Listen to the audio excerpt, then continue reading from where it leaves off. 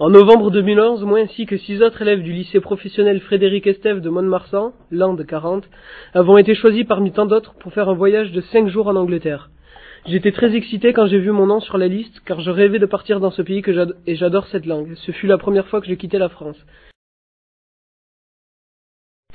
Arrivé à l'hôtel, enfin, nous avons pu nous reposer 40 minutes.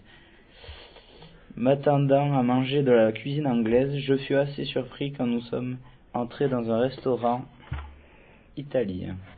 J'ai tout de même réussi à demander un fameux cheesecake, duquel je suis tombé fatalement amoureux. Ensuite, nous avons marché dans le quartier de l'hôtel et nous avons été très agréablement étonnés par le grand nombre de luxe dans cette ville. Autant de Porsche, de Lexus, de limousines qui défilaient devant nos yeux.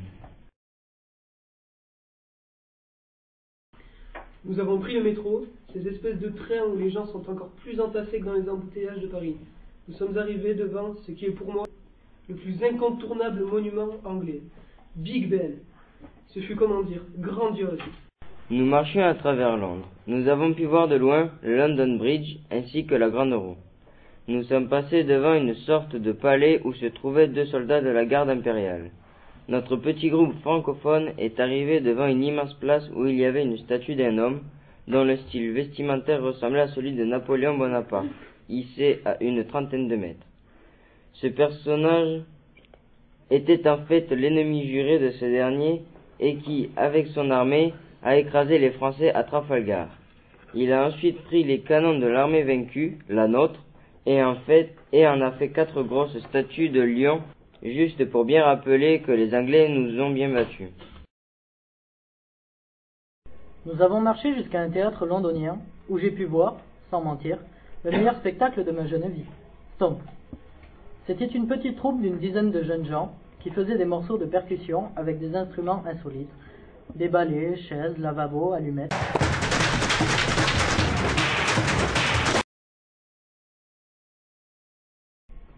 Enfin, notre groupe est arrivé à destination, Newcastle.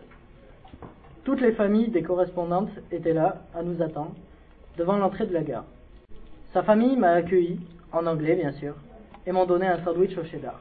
Pour dire vrai, ce n'était pas le nirvana des sensations, mais j'ai déjà mangé pire. Je leur ai offert une bouteille de vin blanc de Jurançon, pour leur montrer où se situait ma région. En parlant avec Jack, mon correspondant, j'ai appris à le connaître, ainsi que les traditions et les habitudes de vie anglaises. En y repensant, je regrette les heures de cours d'anglais à me demander à quoi cela pourrait me servir dans la vie future. J'ai pu trouver, durant ce séjour, la réponse à ma question.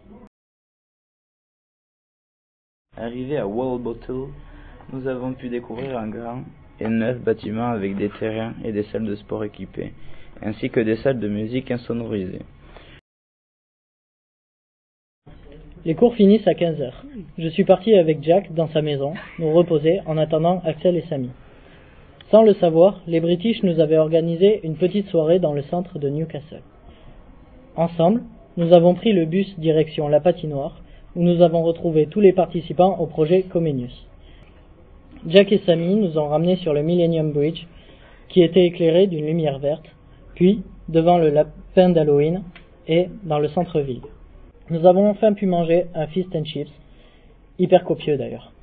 Et nous sommes partis dans nos excursions, cette fois, dans une vieille église, puis dans une grande salle de concert, dont l'architecture était vraiment agréable. Dans la soirée, nous sommes partis dans un restaurant indien où la nourriture était vraiment excellente, mais vraiment épicée. Nous avons même pu voir des larmes dans les yeux de certains. Ce fut mon voyage et avant tout mon expérience en Angleterre. We made it mad.